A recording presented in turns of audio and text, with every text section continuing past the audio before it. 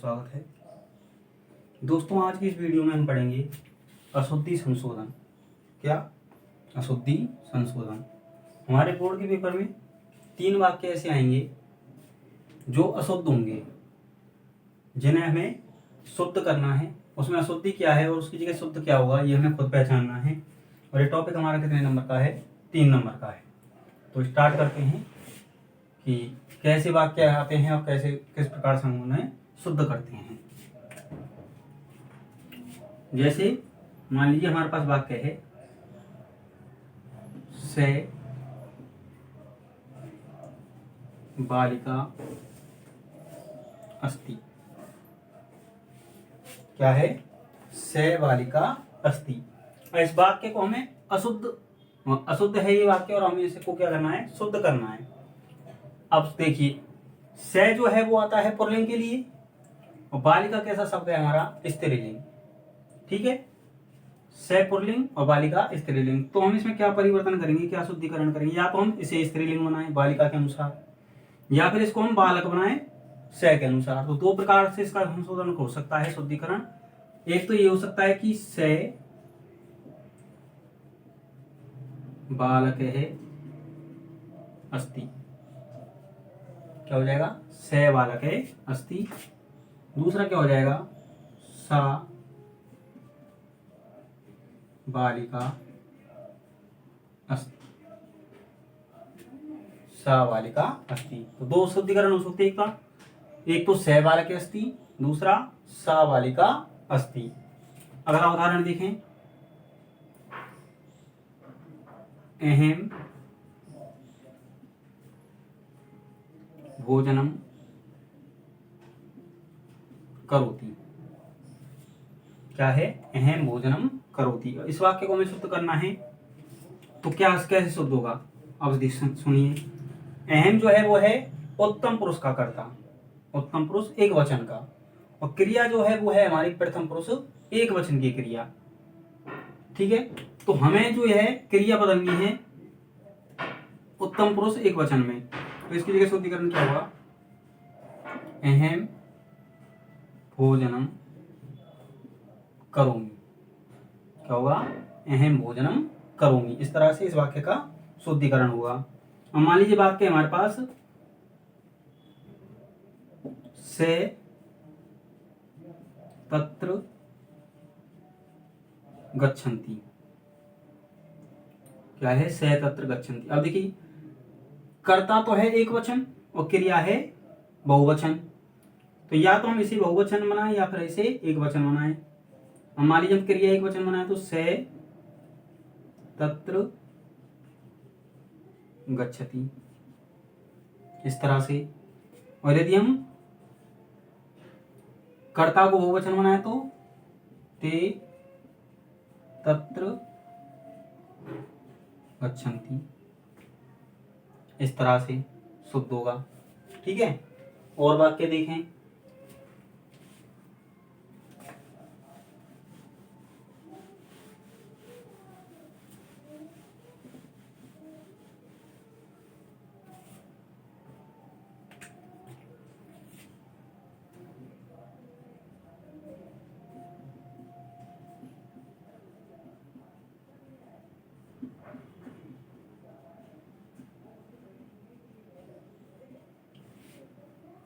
से ह्य विद्यालयम गमिष्यति। अब देखिए, ह्य जो है ये आता है भूतकाल के लिए, इसका मतलब है बीता हुआ कल। और जो क्रिया है वो है हमारी वर्तमान और भविष्य काल की। इसकी भविष्य काल की। तो इसका शुद्धिकरण कैसे होगा? से ह्य की जगह क्या आएगा? श्वे, माने आने वाला कल। विद्यालयम गमिष्यति। क्या बनेगा? से ह्य विद्यालयम गमिष्यति। से ह्य का क्या बनेगा? से स्व विद्यालयम गमिष्यति। क्योंकि ह्य आता है बीते हुए के लिए, भूतकाल के लिए, और क्रिया हमारी किसकी है? भविष्यकाल की। तो ये भी कैसा होगा? भविष्यकाल का। ठीक है, अगला उदाहरण देखें।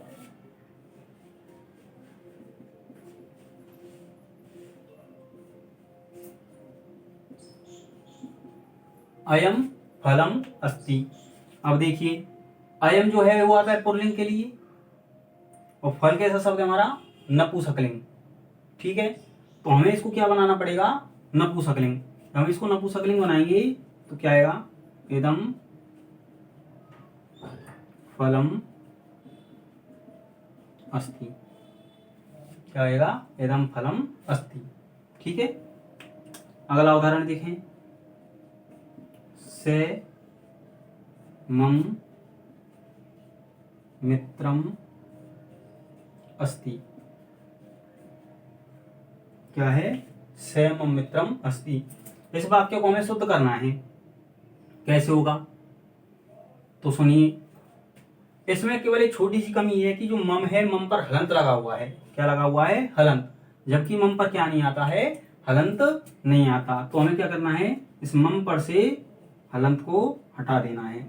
से मम मित्रम अस्ति। तो ये क्या हुआ इसका शुद्धिकरण।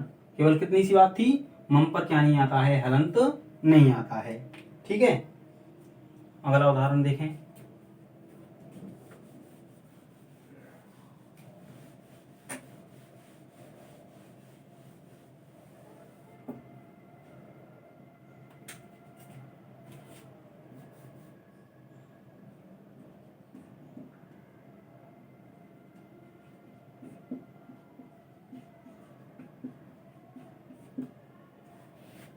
से जले पिबति। इस वाक्य को शुद्ध करना है। अदकी जो जल है वो नपुंसकलिंग शब्द है। क्या है, नपुंसकलिंग, और इसमें कैसा बनाया है, इसको पुल्लिंग बनाया है। तो क्या होगा, से जलम पिबति। क्या हुआ, से जलम पिबति। ठीक, अगला उदाहरण देखें,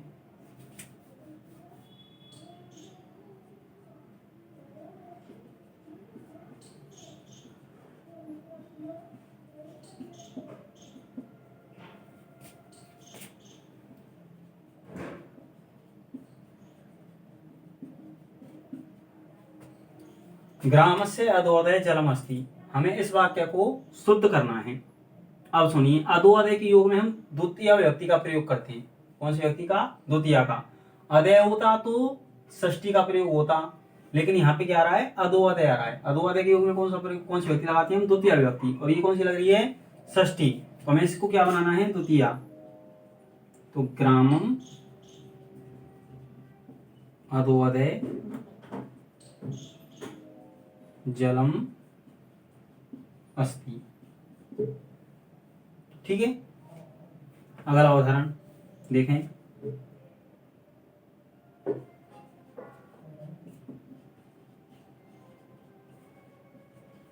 अलम विवादम। हमें ये वाक्य शुद्ध करना है। तो अलम जो है वो दो विभक्तियों में प्रयुक्त होता है, एक तृतीय और एक चतुर्थी। जब मना करना अर्थ होता है तब तो तृतीय विभक्ति लगाते हैं, और जब पर्याप्त शब्द आता है तो चतुर्थी। यहाँ पे मतलब है विवाद मत करो, यानी कि मना किया जा रहा है, तो इसमें कौन सी विभक्ति लगाएंगे हम, तृतीय विभक्ति। तो क्या बनेगा, अलम विवादेन। क्या बन गया, अलम विवादेन।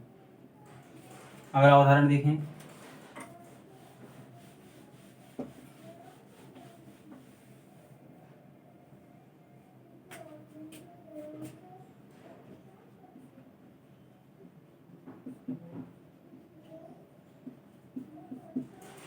रामम जलम पीयते। ये वाक्य में शुद्ध करना है। ठीक है, देखिए कर्म वाच्य का वाक्य है। कौन सा वाच्य है, कर्म वाच्य। कर्म वाच्य के जब हम वाक्य बनाते हैं तो कर्ता लगाते हैं हम तृतीय विभक्ति। कौन सी, तृतीय। और यहाँ पे कौन सी लग रही है, द्वितीय विभक्ति। तो इसमें हमें कौन सी विभक्ति लगानी है, तृतीय। क्या बन गया, रामेण जलम पीयते। क्या बन गया, रामेण जलम पीयते। ठीक है, अगला उदाहरण देखें,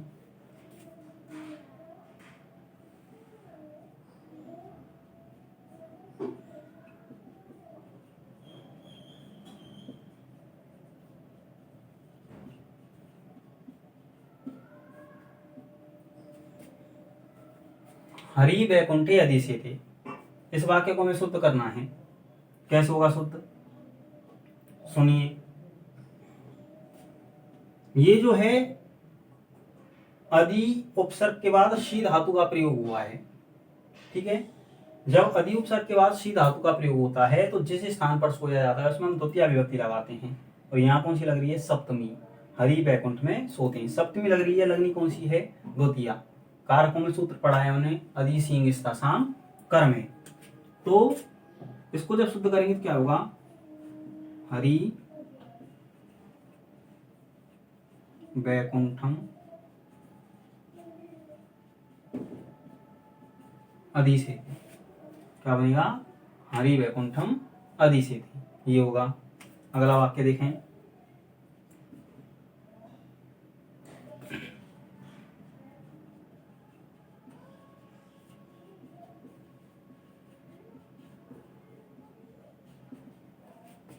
सह बालकस्य सह क्रीडति, वह बालक के साथ खेलता है। अब सुनिए, सह के योग में हम तृतीय विभक्ति लगाते हैं, कौन सी? तृतीया।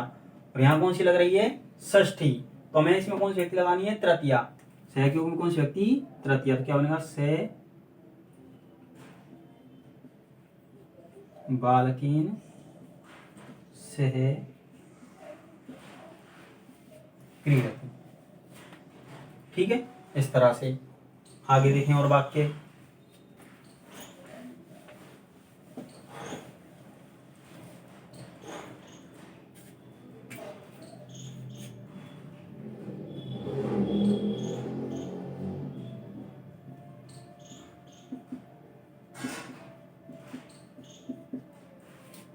भिक्षुक है धनम याचति, भिखारी धन मांगता है।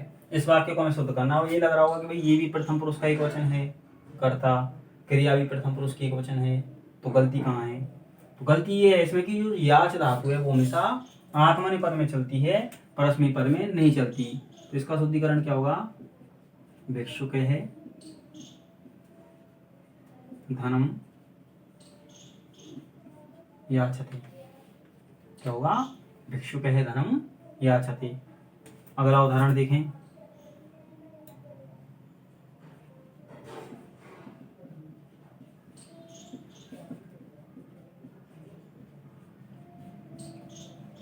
पुत्राः पित्रम सेवन्ति, इसको शुद्ध करना है। अब देखो, ये भी प्रथम पुरुष का बहुवचन है, ये भी प्रथम पुरुष का बहुवचन, तो गड़बड़ कहाँ है? क्रम में तृतीया लग रही है, सही है। सेव धातु जो है वो आत्मनेपद पद में चलती है, परस्मै पद में नहीं चलती। तो इसको हमें किस में चलाना है? आत्मनेपद पद में। पुत्रः पितरम सेवन्ति, क्या होगा? पुत्रः पितरम सेवन्ति, ठीक है। अगला देखें,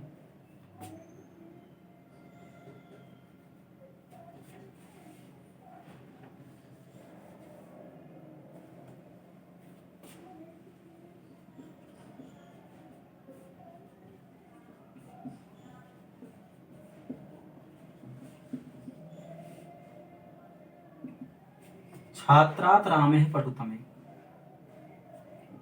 जब बहुत सारों में से किसी एक की विशेषता बताई जाती है तो जिससे विशेषता बताई जाती है उसमें हम षष्ठी या सप्तमी विभक्ति का प्रयोग करते हैं। यहाँ पे राम की विशेषता बताई जा रही है, राम चतुर है, किनसे? छात्रों से। इसमें या तो षष्ठी लगती है या फिर सप्तमी लगती है, लेकिन यहाँ कौन सी लगाई हुई? इसमें पंचमी विभक्ति। तो इसको शुद्ध करेंगे तो क्या आएगा? षष्ठी लगाएंगे तो छात्राणाम, और सप्तमी लगाएंगे तो छात्रेषु, ठीक है। रामे है पठितम, छात्राणाम षष्ठी, सप्तमी, छात्रेषु रामे है पठुतम। इस तरह से ये वाक्य शुद्ध होगा। अगला उदाहरण देखें,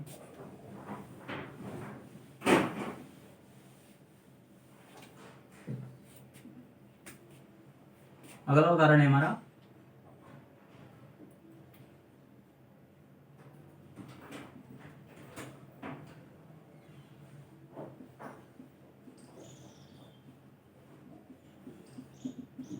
सनेत्र से कारण, बैन आंख से कारण है। अंग विकार के योग में हम तृतीय विभक्ति का प्रयोग करते हैं। तो इसमें कौन सी विभक्ति लगाएंगे हम? तृतीया विभक्ति से नेत्रेण काणे है। क्या हो गया? सनेत्रेण काणे। ठीक है, अगला उदाहरण देखें।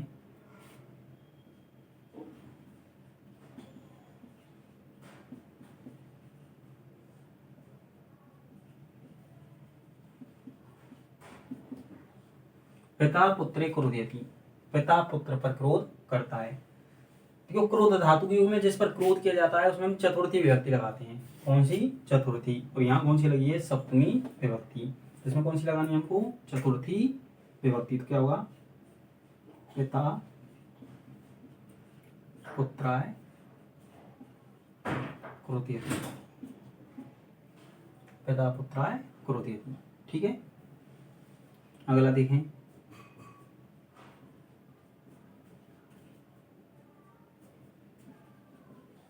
अगला उदाहरण है हमारा सा पुस्तकम स्प्रयति। देखिए स्प्रय धातु यानी कि इच्छा करना। स्प्रय धातु के योग में जिस वस्तु की इच्छा की जाती है उसमें हम चतुर्थी विभक्ति लगाते हैं। कौन सी? चतुर्थी। यहाँ पे कौन सी लग रही है? द्वितीय विभक्ति। इसे हमें कौन सी बनाना है? चतुर्थी। तो सा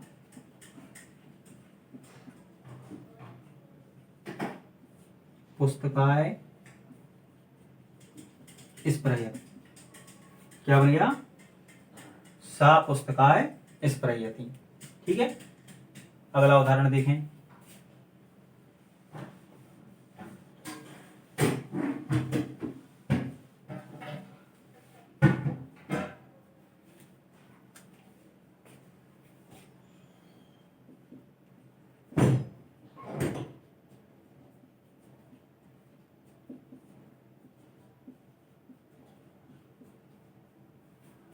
से अध्यापकेन पठति, वह अध्यापक से पढ़ता है।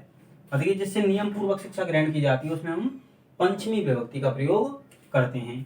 तो क्या बनेगा? से अध्यापकात् पठति। क्या बन गया? से अध्यापकात् पठति। ठीक है, अगला उदाहरण देखें। हमारा अगला उदाहरण है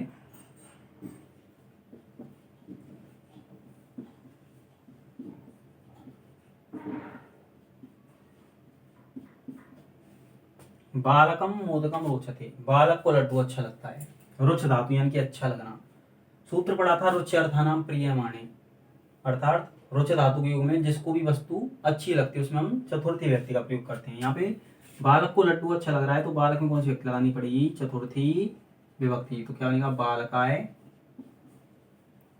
मोदकम रोचते।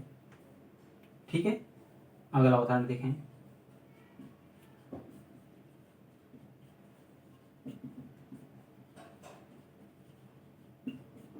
कामेन क्रोध है जायते। जन, जन धातु यानी कि उत्पन्न होना। जन धातु का जो कर्ता होता है उसमें हम पंचमी विभक्ति लगाते हैं। यहाँ पे क्रोध के उत्पन्न होने का कारण क्या है? काम। तो काम में कौन सी विभक्ति लगेगी? हमारी पंचमी विभक्ति। तो क्या बनेगा? कामात क्रोध है जायते। क्या बनेगा? कामात क्रोध है जायते। अगला उदाहरण देखें।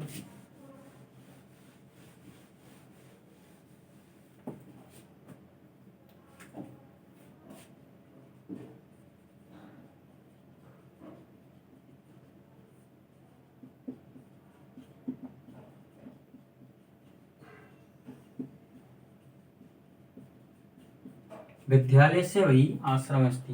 विद्यालय के बाहर आश्रम है। वही के योग में हम पंचमी विभक्ति का प्रयोग करते हैं। कौन सी का? पंचमी। और इसमें कौन सी लग रही है? षष्ठी। तो हमें इसमें कौन सी विभक्ति लगानी पड़ेगी? पंचमी विभक्ति। क्या बनेगा? विद्यालयात वही आश्रमे अस्ति। विद्यालय के बाहर क्या है? आश्रम है। ठीक है, अब अगला उदाहरण देखें।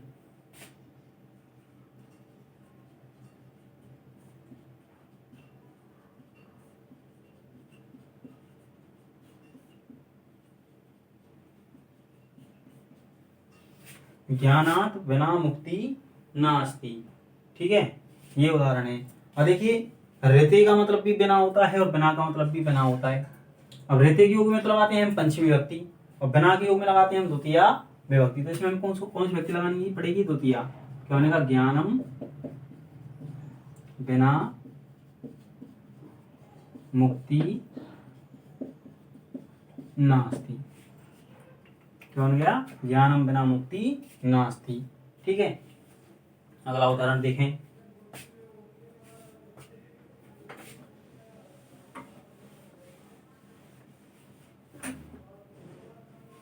हमारा अगला उदाहरण है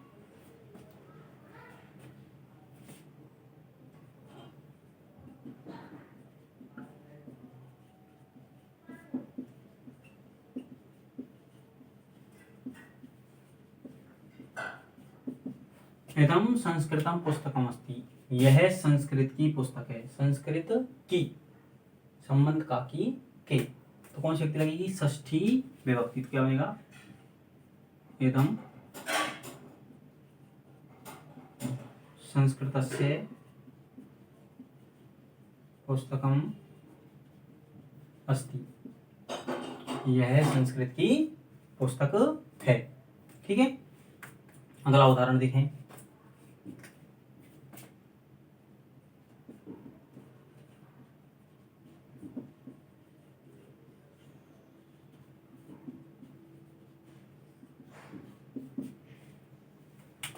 सह कार्यम कुशले अस्ति। वह कार्य में कुशल है। और कुशल शब्द योग में हम सप्तमी व्यक्ति का प्रयोग करते हैं और इसमें लग रही है हमारी द्वितीया विभक्ति। कौन सी? द्वितीया। तो हमें कौन सी लगानी है?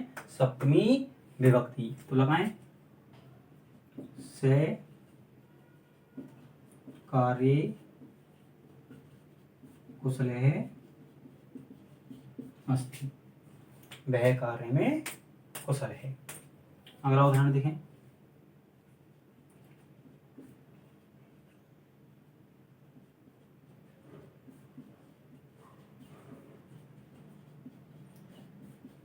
माता पुत्राय स्नेहयति। माता पुत्र पर स्नेह करती है। स्नेह, स्नेह धातु है। स्नेह धातु माने स्नेह करना। स्नेह धातु के योग में हम सप्तमी व्यक्ति का प्रयोग करते हैं। तो पुत्र में कौन सी व्यक्ति लगेगी? सप्तमी। जिस पर स्नेह किया जाता है उसमें हम सप्तमी व्यक्ति लगाते हैं। तो पुत्र में कौन सी व्यक्ति लगेगी? सप्तमी। क्या बनेगा? माता पुत्रे स्नेहयति। माता पुत्र पर स्नेह करती है। ठीक है, और एक उदाहरण और देख लेते हैं।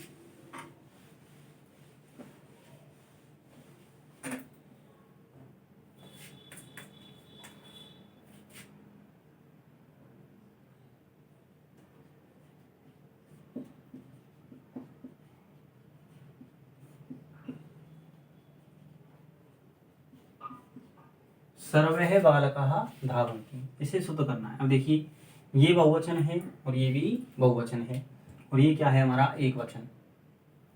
ये बहुवचन, ये बहुवचन और ये भी क्या है? ये, और ये क्या है? हमारा एक वचन। तो इसे हमें क्या बनाना पड़ेगा? बहुवचन। सर्वगुरु के समान करेंगे, तत् के समान से तौ ते।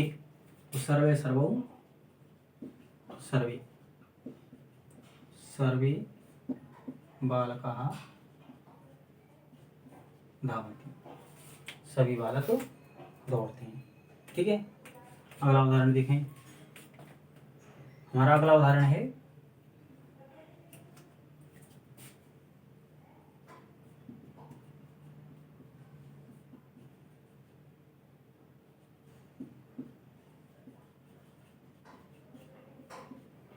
स ग्रामम आगच्छति। वह गांव से आता है। अलग होने के योग में हम कौन सी व्यक्ति लगाते हैं? पंचमी विभक्ति। तो क्या बनेगा? से ग्रामात् आगच्छति। वह गांव से आता है। ठीक है, अगला उदाहरण देखें।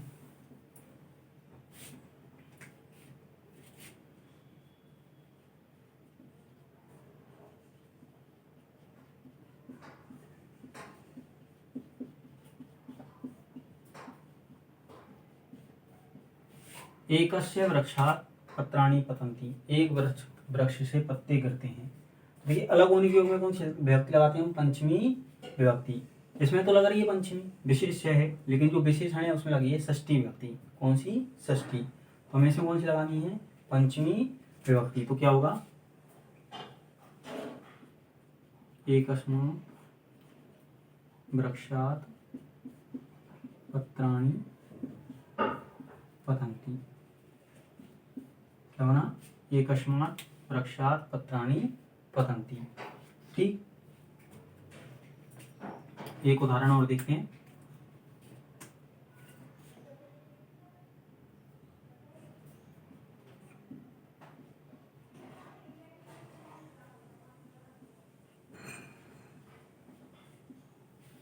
तै तिष्ठयते, हमें इसे शुद्ध करना है। ये भाववाच्य का वाक्य है। कौन सा है? भाववाच्य। ठीक, भाववाच्य में कर्ता हम तृतीय लगाते हैं और क्रिया होती है प्रथम पुरुष एक वचन की, लेकिन मूल धातु क्या है हमारी? स्था। बैठने की मूल धातु क्या है? स्था। यदि इसको हम कर्तृवाच्य में चलाते हैं तो तिष्ठ बनता है, लेकिन यदि इसको भाववाच्य में चलाते हैं तो स्था का स्थि हो जाता है। तो क्या बनेगा? तई स्थीयते। क्या बना? तई स्थीयते। ठीक है,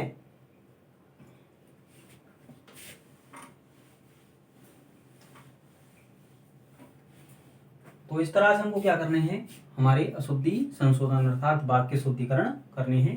जो टॉपिक हमारा कितने नंबर का है? 3 नंबर का। इसके लिए भी वही, जैसे हमने हिंदी से संस्कृत बनाना सीखा, उसके लिए क्या चाहिए था? कारकों का ज्ञान, धातु रूप का ज्ञान, शब्द रूपों का ज्ञान।